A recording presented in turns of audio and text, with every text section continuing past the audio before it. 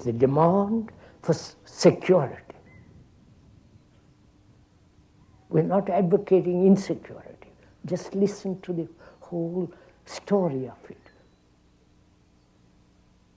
We want security, both physically, which is natural.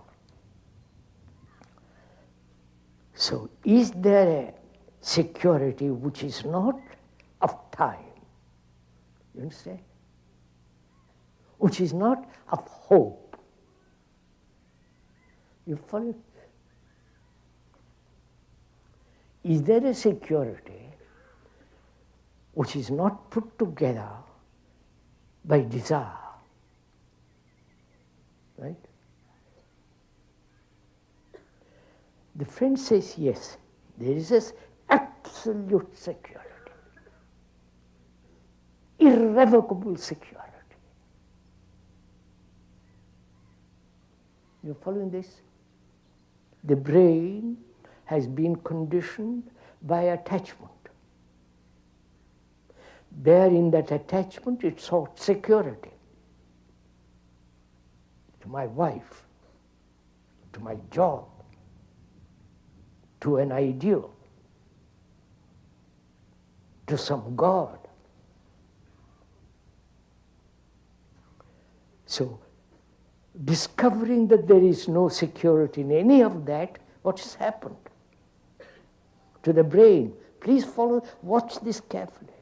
What has happened to your brain, which has traditionally conditioned to be attached, hoping to find security in all this, and suddenly discovers there is no security in all this.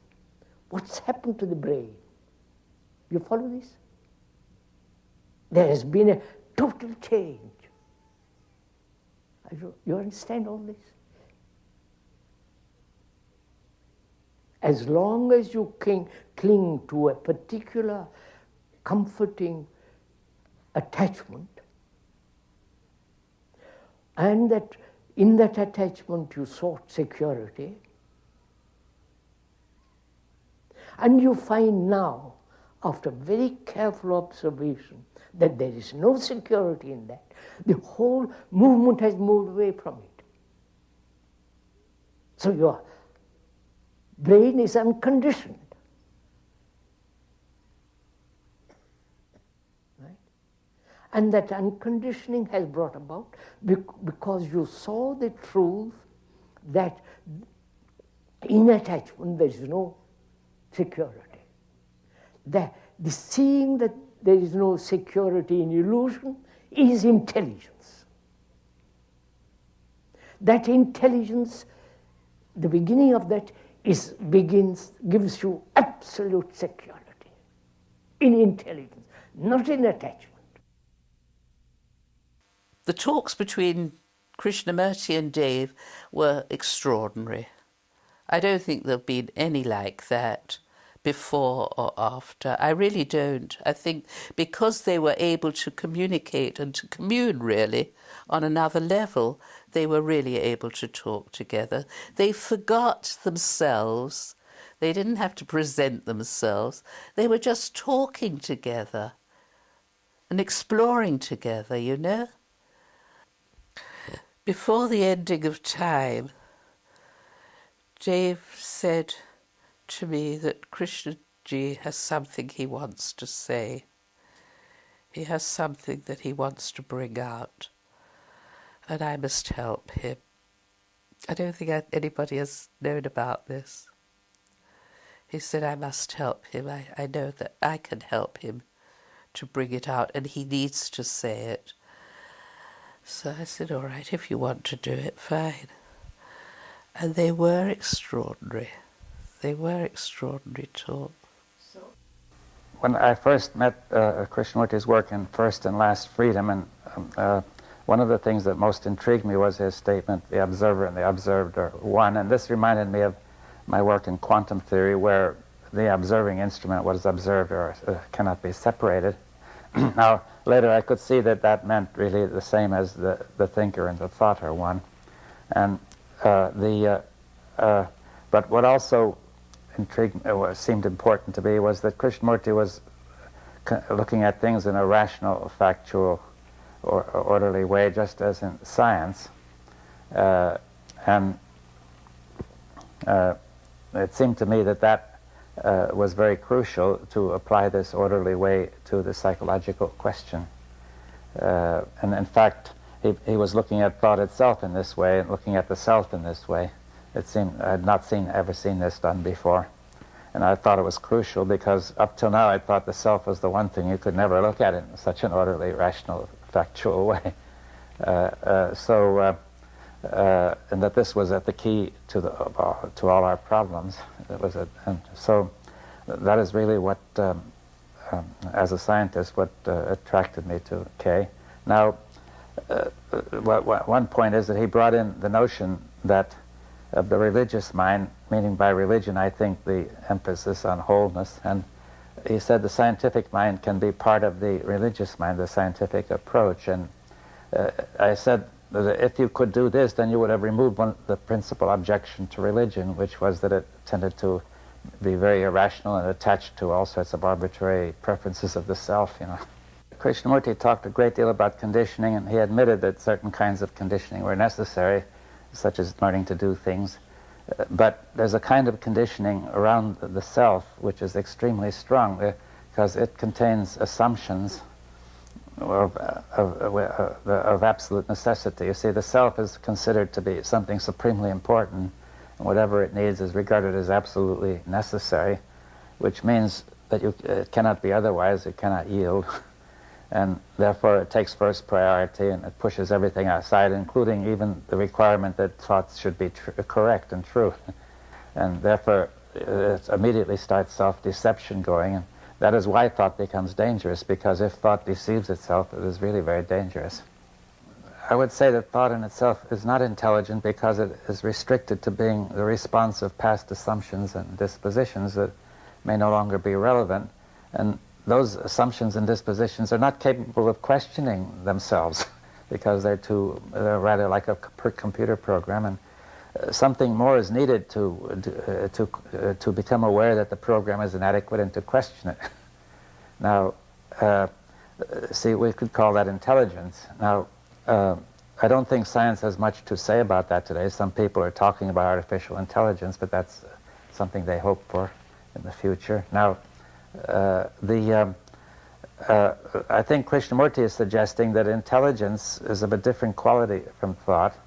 It does not even originate in the brain. It originates somehow in some very subtle reality which we cannot locate in space or time, but it acts within the brain to do these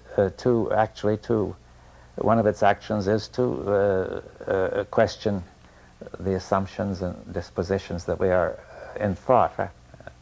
I think he meant that the action of intelligence really acts physically on the brain cells to remove remove the destructive conditioning. Now, let me remind you that this conditioning around the self is very powerful, and it leaves a real physical change in the brain. As Krishnamurti put it, this takes root in the brain, so that, for example, even though you may see that it's foolish and false, it still goes on. It has taken root, it just doesn't go. And the way we would understand that is to say some change in the brain cells has occurred, so it's not enough just to see it's false. And the ordinary thought process or thinking process cannot handle this because it's far too difficult. It can't get at the structure of the brain because it's controlled by that structure anyway. Now, Krishnamurti said that this action of creative intelligence can really touch the brain cell physically, and we could think of it removing the program, you see. And leaving the brain free of that kind of conditioning, which is destructive. When he started reading Krishnamurti's books, the ones we brought home from the library, and even afterwards, I remember him sitting here in the chair, so it must have been somewhat after when we'd already moved to London, and one of the books came out, I can't remember which one, and he was going over and over and over that book. And for about a year, he was reading that book. And I said, well, you know, Dave, he said, Krishnamurti uses language in a very special way. He said, you have to learn how to read his language. He said, it's not just like reading a book, you have to go into it and understand it. And for a year, he was reading that book over and over and over again to understand how Krishnaji used language. Now, he would do that to some extent with Hegel. He loved Hegel. And but with Krishnaji, it was different because Hegel, to some extent, was still using a philosophical, some extent scientific language. But with Krishnaji, he had to learn a new language. The word insight is hard to define, but I would think it's an action of creative intelligence. And the way I would understand that is if you think of awareness and attention, that the attention, in a way, gathers the whole condition of the brain and focuses it in a form in which creative intelligence can act. And creative intelligence then acts toward that condition, not on the image, but on the brain cells themselves. It's like saying that if there's a fault in the television set, you don't act on the image, but you act on the set. Now, the insight is then both the perception of that state of the brain and the action toward it, which are not separate.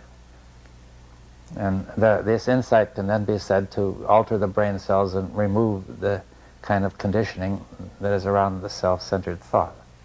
I think the ultimate purpose of Kay's work was stated very early in his life, in his work, which was to free humanity from the destructive conditioning we've been talking about. That is, this conditioning around the self-centered thought is really an enslavement to absurdity, to destruction, to unhappiness, sorrow. And no other kind of freedom means anything unless we are free from that. And therefore I think that he felt that once man was free from that, then the way would be open to creative unfoldment in all sorts of directions. Right? Conditioning is environmental. Conditioning is religious. Conditioning is according to what one has read, educated, and so on. Conditioning. So the problem there is, can the mind, the brain, let's keep the word mind for the moment, can the mind be free from all conditioning so that it acts? That requires a great deal of attention. A great deal of watching.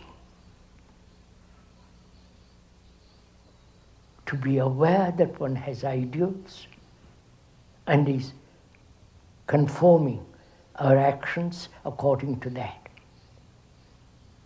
I am this, I should be that, which is called self-improvement.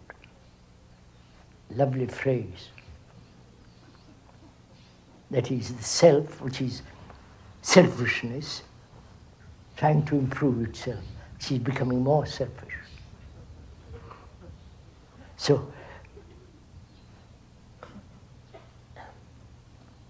is it possible to put away all this and see actually what is and act? You understand? What is enlightenment? Who is enlightened? Enlightened of what? Enlightened about what? You follow? Surely a mind that is enlightened is freed from all conditioning.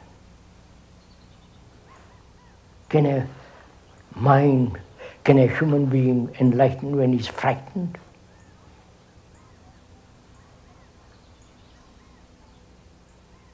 when he's seeking power, position, accumulating money in the name of enlightenment. Enlightenment is not of time. It's not a process. It's not something you gradually come to.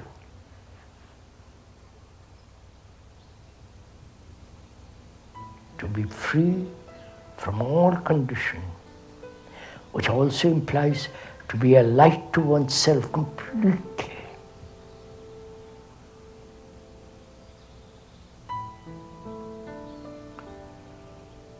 And not depend on any person, any idea, any teacher, or light to oneself, so wholly. From that light there is